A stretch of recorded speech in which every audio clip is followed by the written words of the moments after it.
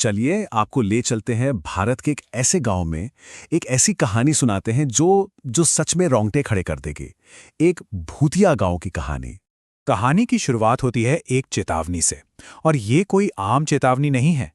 ये वो फुसफुसाहट है जो एक सुनसान ढाबे पर दबी आवाज में एक दूसरे के कानों में कही जाती है। बस जरा सोच कर देखिए, एक सुनसान सड़क, उस पर एक अकेला सा ढाबा, और वहां की हवा में पता है क्या है? डर और एक बेचैन आत्मा की कहानी। मतलब ये कुछ ऐसा है जो वहां जाकर महसूस किया जा सकता है। तो सवाल ये है कि आखिर वो कहानी है क्या? वो कौन सी किंवदंती है जो इस जगह पर एक साये की तरह मंडराती रहती है? ये वो कहानी है जो सालों से पीढ़ी दर पीढ़ी यहाँ के लोग एक दूसरे को सुनाते आ रहे हैं। तो गांव वाले बताते हैं कि ये सब एक पुराने मनहूस कुएं से जुड़ा है, जहां एक आत्मा रहती है। कहते हैं वो सफ़ेद साड़ी में दिखती है, बाल खुले हुए, और उसका दिखना मतलब किसी बहुत बड़ी तबाही का संकेत।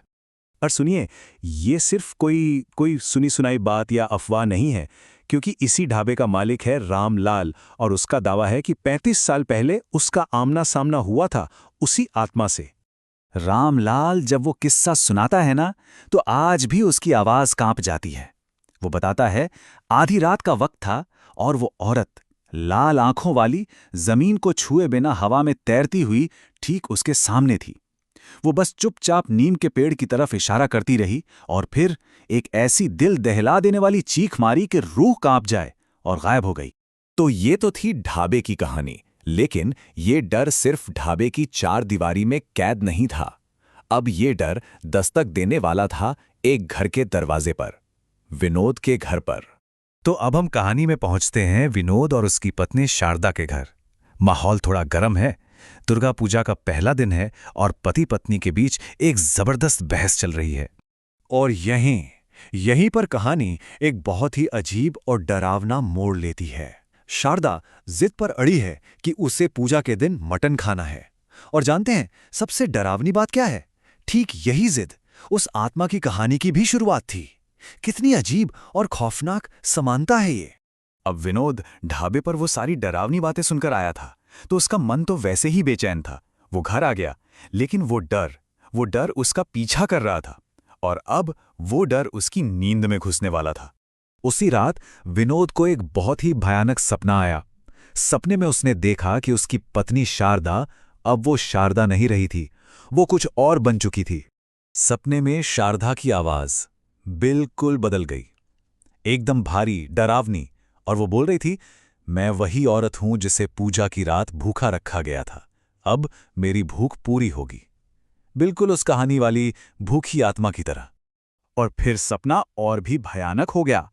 विनोद ने देखा कि शारदा की आंखें पूरी तरह काली हो चुकी हैं, और वो अपने ही ससुर पर हमला कर रही हैं।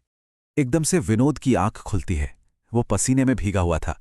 उसने देखा कि सब ठीक है, परिवार सुरक्षित है, तो जान में जान आई।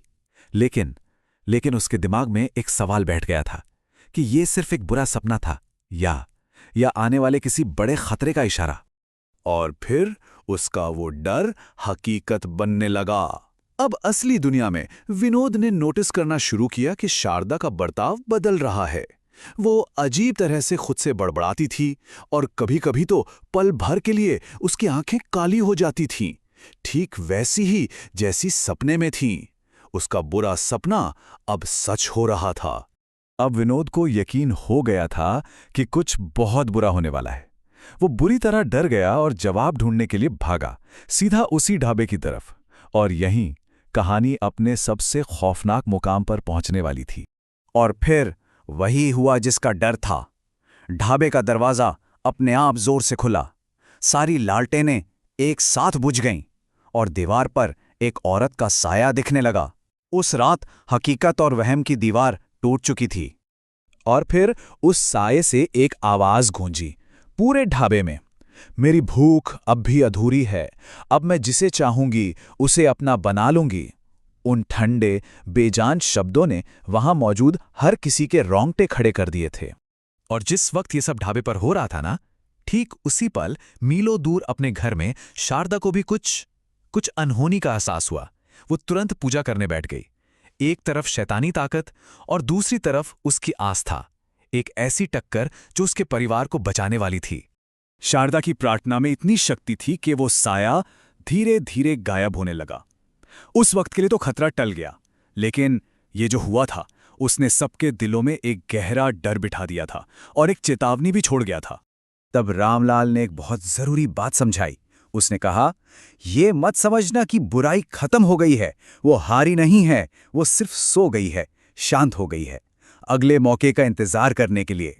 और रामलाल ने जो चेतावनी दी ना, वो शायद इस पूरी कहानी का सबसे अहम हिस्सा है। उसने कहा, एक बात याद रखना, वो आत्मा सोती रहती है, उसे जड़ाता है इंसान का लालच। और ये कहानी हमें आखिर में एक बहुत ही बेचैन करने वाले सवाल के साथ छोड़ जाती है। सोचने वाली बात है कि इस कहानी में असली बुराई कौन थी, वो भूखी आत्मा या फिर इंसान का अपना लालच और उसकी जिद।